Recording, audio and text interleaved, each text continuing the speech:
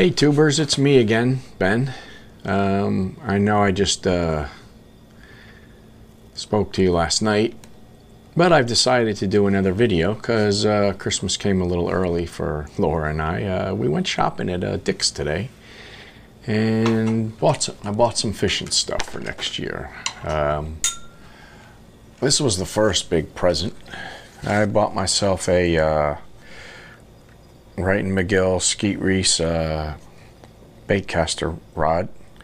It is a swim bait Carolina rig. I'm trying to read what kind of action it is. Glasses would help here. And not breaking the tip off my pole would help too. So this is what I'm starting with. It is 7'6". It's the longest rod I have. It is the model number WMESRCR76C1. I guess it's a 1/4 to 1 ounce. Line weight 10 to 25, and medium fast action. So I'm going to be using heavier bait with this. So, well, let's hope that the reel that I bought, which you will see down here, this is a Okuma Stratus SV266LX. Says high performance. It was $50. Oh, the Skeet Reese baitcaster pole. The reason I bought it was on sale. It was only $50. I think I paid $100 for my 7-foot spinning rod, and that was 7 feet. So this was regular $90. I got it for $50. It's the last one they had. I guess they were trying to get rid of it. So I figured, what the heck. I'm guessing this is a middle of the road bait casting reel. It's a 6.6 to 1, 7 bearing. I mean, I don't know a lot about bait casting. Line capacity 12 pound, 130 yards, it says. I don't plan on using more than that on here anyway, so that's good.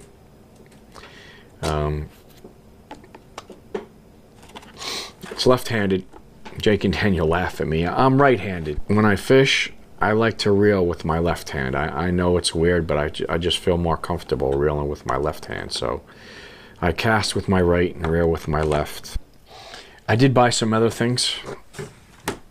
I can never go into Dick's and not buy some fishing stuff. So in this pile, I have a Rapala 6-inch fish gripper. And this is not, my main purpose of this is not to grip the fish because I'm afraid of them, blah, blah, blah. I have, if you saw my last video, the one I did yesterday with the scale on it, I have a pair of fish grips on that, so I don't have to poke a hole in the fish's mouth or put it through his gill. I put my fish grips on there, and then I tear it when I turn it on, and then I can weigh the fish. Well, it's kind of hard to do that in a kayak because you're holding the fish up, and if it's any decent sized fish, the fish is practically either touching the kayak or in the water when you're weighing it. So I got a smaller fish grip. I figured that would help me weigh a fish. Hopefully it works. It's a Rapala, so how bad can it be? I also bought some Strike King tube jig heads. I've only fished with tubes a couple times. I have no clue what I'm doing when I fish with tubes. So I want to learn. That's my goal for next year. I had some time today. It's Saturday. I was just doing some stuff that I had been needing to do around the house. I put doorknobs on the doors in the bathroom. I remodeled the bathroom like 4 months ago and never put the door handles on because I want to paint the doors. But I haven't gotten to that between work and my days off doing stuff. So I figured I'd just put the door handles on, and then, you know, and I'm probably not going to put this in the video, but when I get to painting the doors, I'll take them off and put them back on. So I haven't fished with tubes that much. And like I said, one of my goals is to be a better fisherman by the spring. And one thing I'm doing is I found a website that I probably should have found a long time ago. Fluke Master mentions it in every single one of his videos. I'd probably been to it before, but didn't take a good look at it. It's bassresource.com. I found some articles in there, and one led to another on fishing on Carolina rigs, Texas rigs, Senko, fishing Senkos. So what I did was I just took a bunch of the articles and I downloaded them, or I copied them, and I printed them out. So I've got a book here that I can read with different techniques. How to fish a split shot Senko, drop shot Senko, and I'm going to have a lot more. I know a lot of these are Senkos. I fished more Senkos this past year than I have my whole life. So here's 3 rigs you ought to learn. There's some good information in here. 3 tips for mastering the Carolina rig. I want to get good at a lot of things, and that's what my goal is. I want to become a better fisherman. This was my second season for fishing this year. I caught a lot more fish this year than I did last year. Some were quality, some were not. But I'm learning. I feel like I've learned from last year to this year, and I want to learn from this year to next year. So I've got 3 months of New Jersey winter to do things other than fishing. And one of those things is become a better student of my main hobby now. So, you know, if I catch more fish, I'll enjoy it more. So there you go. I won't have any days where I feel like quitting. So what else we got here? Rapala had a sale at Dick's. They had 3 of the Shadow Wraps they're $9 a piece. If you bought 3 of them, you got them for $6 a piece. So that's what I did. I got these 2 of them are the SDR-SD09. One's a deep shad, the other one is not. It's a shallow one. One's slow rising, the other one's slow fishing. I'm trying to see what they call them. Glasses again. This one's called an Elite Blue.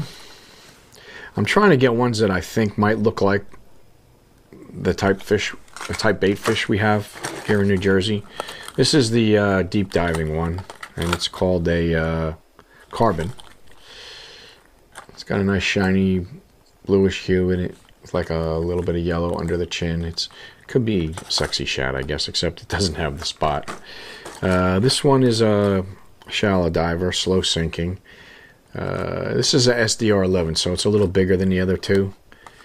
And this one is called an Albino Shiner, so I had it right the first time. So I'm just going to try different baits. And in reading some of these some of these articles today, I also watched some of them came with videos, and in order to print them, I had to take the transcripts and turn it into a document.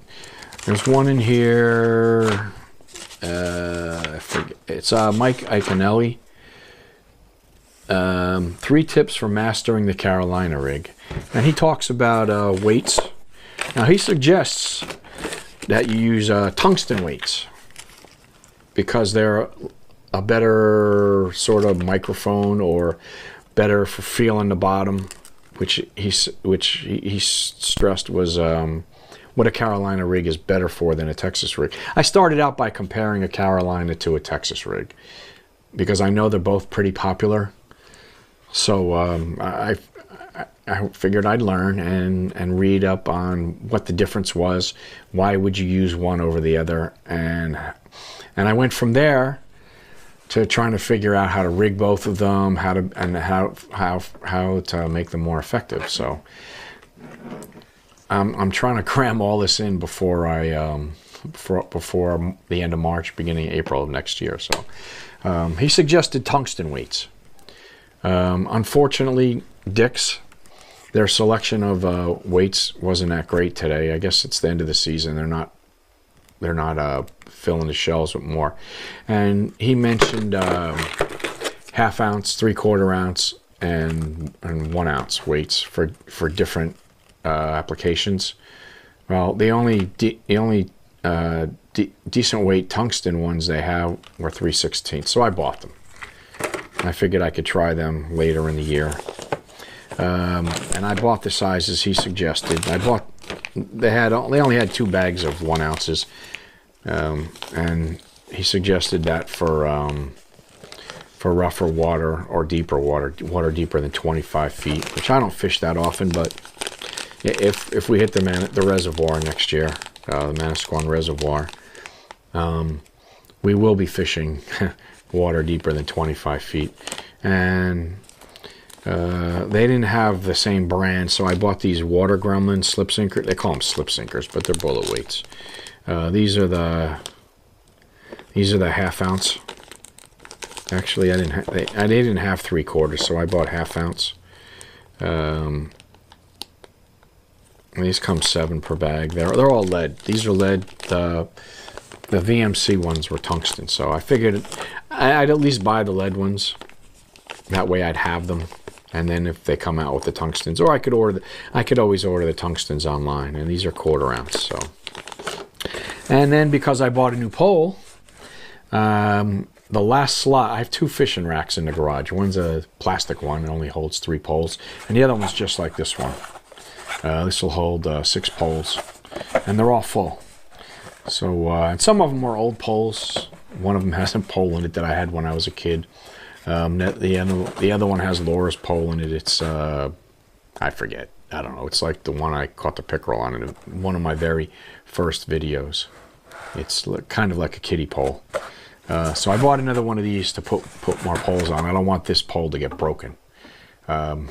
Every time I bring the 7-foot skeet reese in the house, the spinning rod, I poke things with it because it's so high. Sometimes there's even been a couple times where I had the ceiling fan above me going, and I almost got it caught in a ceiling fan. So I've had a lot of close calls with it, and that pole is 6 inches shorter than this one. So I'm trying to be real careful with this one. But I don't know.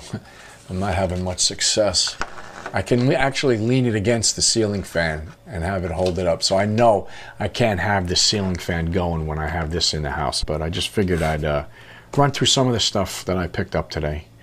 You can leave comments and tell me, this was a waste of money. That was a waste of money.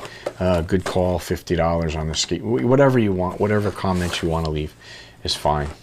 I might do this once in a while. I mean, at least once a week or once every other week, I'm in a Dick's or I'm in a Walmart or I'm somewhere where they have fishing stuff, and I'll pick a couple things up.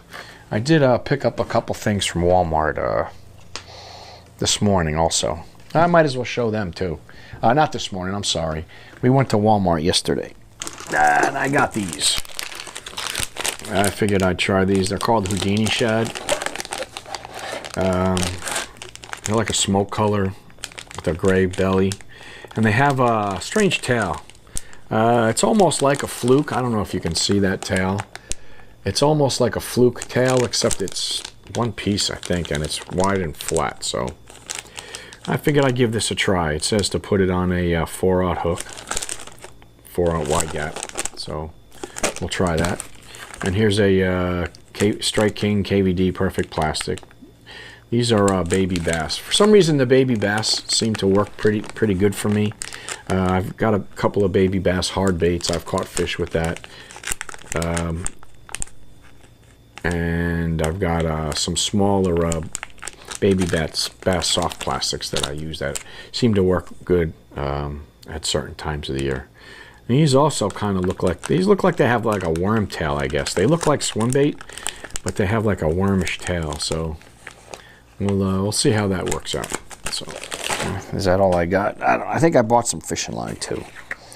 Yeah, I bought some braid. I'm not a big fish line guy. I'm still learning. I got some 10-pound braid, Power Pro. It's the green stuff. Here's some Trilene fluorocarbon, 8-pound. Right, and I bought a 6-pound also, Trilene fluorocarbon. And I think that's all. Yeah, so it's been like Christmas around here for me for a couple days.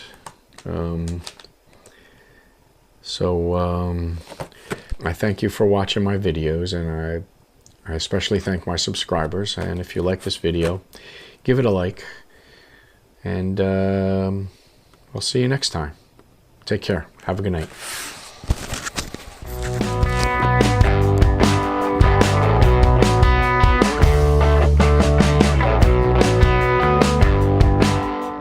Bye-bye for now.